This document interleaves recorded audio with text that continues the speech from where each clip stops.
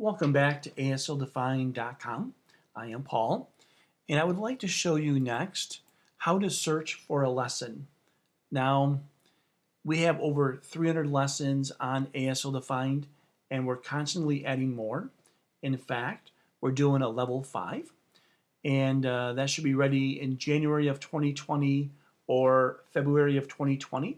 So relatively soon, So if you wanted to search a lesson, you can go to Lessons, and in the search box, I'm just going to type in Christmas. There it is right there.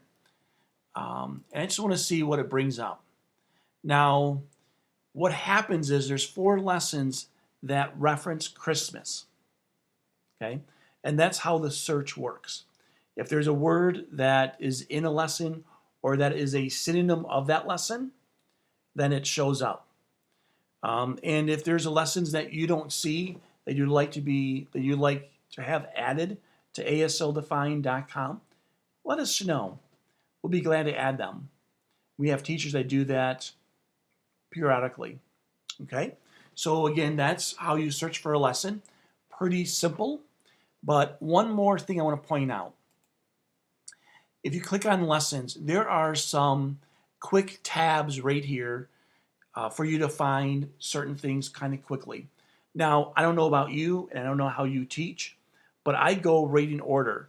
If level 1 or beginner, I start with animals and I go all the way across, and I don't skip any lessons. I don't skip around.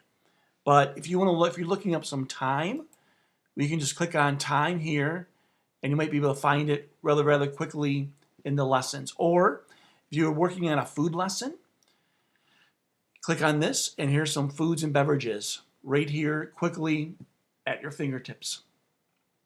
Okay, that's it for that one. So if any questions, you can always email. Glad to hear from you.